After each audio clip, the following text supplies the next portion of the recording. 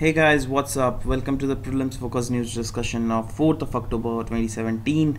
Let's see the very first news, guys. First news is about Nepal and India to jointly conduct the tiger count.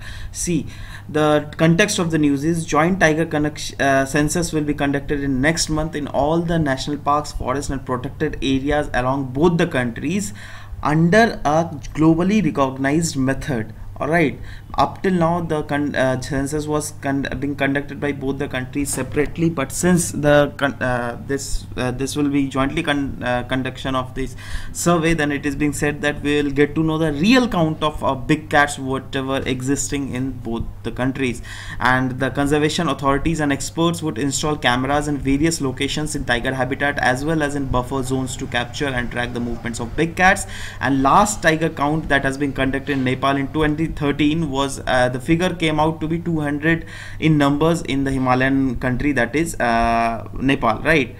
But there was a survey that has come from the WWF, that is World Wildlife Fund, and they have said that these countries have lost around 93% of the tigers of in historical ranges. I mean, historically the proportion of tiger which was present in the Southeast Asian region, the number has been decreased to 93%, guys. All right, and this tiger is kept an endangered animal. Few of the factual informations, and also one more data was given in this article was that recent figure which came out in 2010 that has estimated across the all 13 tiger ranges country that the number of tiger which exist whole around the world in this tiger ranges countries were around 3,900. And yes, previous year also there was a forum being conducted by these all 13 tiger ranges country, and these 13 tiger ranges country are mentioned here.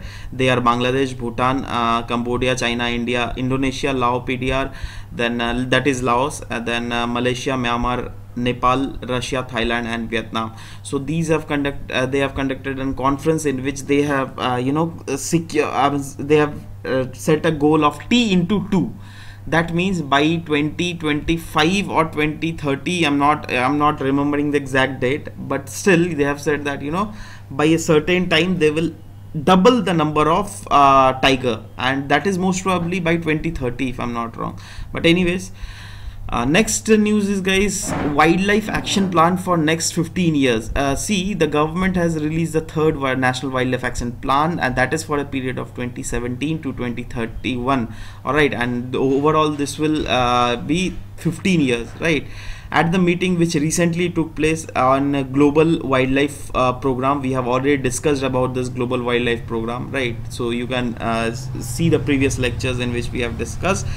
The plan is around agenda of United Nations 15 sustainable development goal, because if you have read the sustainable development goal, then one goal was life on land. We have to conserve the life on land. So life on land means the whole wildlife only, right? So how to conserve that wildlife? So we will conserve that wildlife through landscape approach. And up till now we have been taking the area specific approach. All right, say for example we were doing up till now by taking some conservation area in focus, right, like the national parks. All right, but now from now onwards we will see the landscape approach, like the whatever is being uncultivated flora and fauna that is being existing in a region.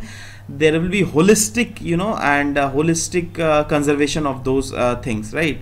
And this wildlife action plan has also come amid the few of the situations that is being seen in the present day context, that is the man animal conflict, then adaptation to the climate change whatever is being occurring nowadays, then managing ecotourism, ensuring public participation in the conservation, developing human resources, strengthening research and monitoring through modern technology like radio collars, drones, and ensuring fund for wildlife sector that has been given to special thrust in planning. I mean, planning will be given a special thrust by ensuring all these things, and also funds will be ensured so that the wildlife sector could be conserved.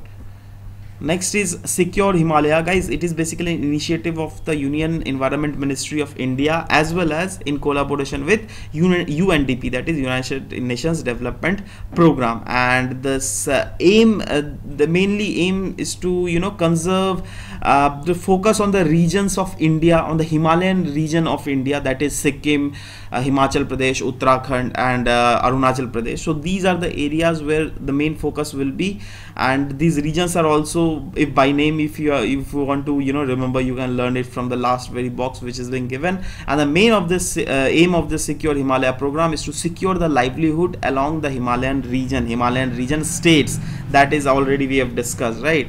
And conservation, sustainable use, and restoration of high range Himalayan ecosystem, which is meant for a specific landscape, right? So this is all about the Secure Himalayan thing.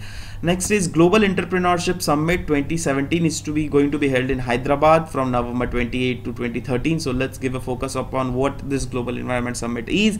It is an annual gathering in which the entrepreneurs, the investors, and the business leaders from world will come at a proper platform, at a single platform, and, you know, they will decide that how to, you know, how to speed up the growth of overall growth of the world, right? And the special emphasis this time is focused on empowering young women and young entrepreneurs. In fact, those are whosoever are being women entrepreneurs, basically the focus will be on them. That's why the theme of this time Global Entrepreneurship Summit is also women first and prosperity for all.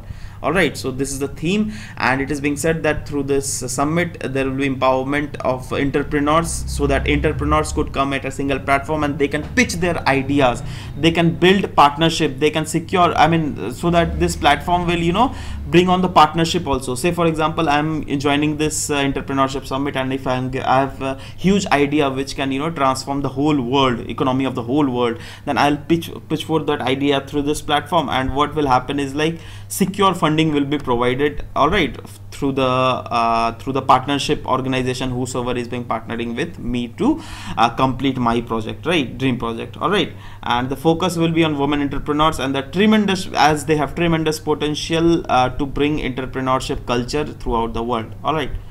Next is about prize in Nobel Prize sector. See, yesterday we have already discussed the Nobel Prize in medicine sector. Now the Nobel Prize has been given in physics department, right? And for physics department, these three people have won the Nobel Prize. That is Rainer Weiss, Barishi Baris, and Kip S. Thorne. See, guys, for the UPSC perspective, we just don't have to remember these names. Alright, these names are not meant for us, but the thing what is meant for is that for what purpose they have got the Nobel Prize, what is the main thing they have done to, you know, make them eligible to get a Nobel Prize. And that is like the gravitational waves, right?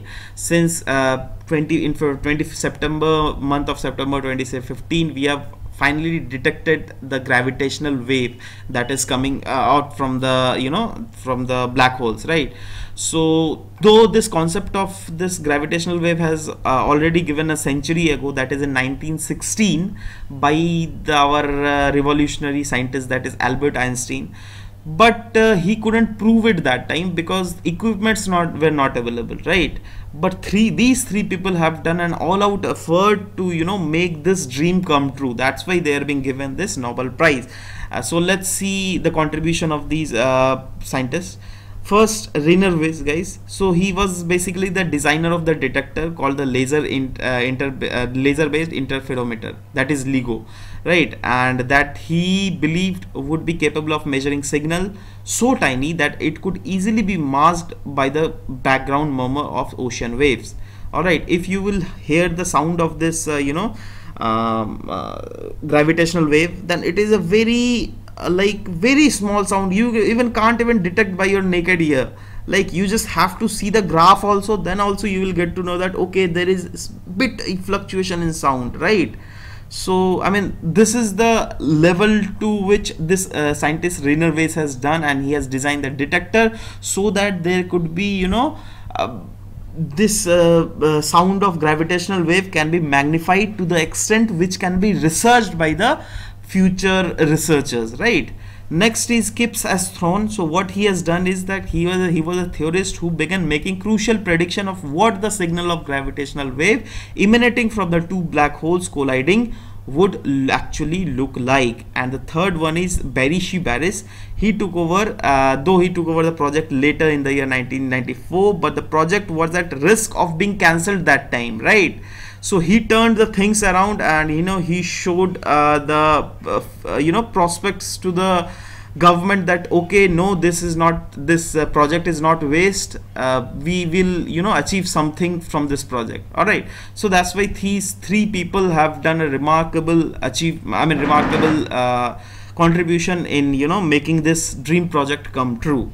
All right, so that's why they are being given this Nobel prize. Next is a very good legislation that is going to be coming by Karnataka government, and Karnataka government has said that for the first time in the country we will bring a policy for the burn victims. All right, and it will be kind of separate policy for burn victims, which will ensure the insurance, housing, rehabilitation, employment and welfare measures and pensions for the burns victims, because it was being alleged by the victims and the NGOs whosoever are directly related to the to the care of these victims, that they were not being taken care of by the government. See, whosoever being the citizen of India, it is the whole and sole responsibility for the government to take their care.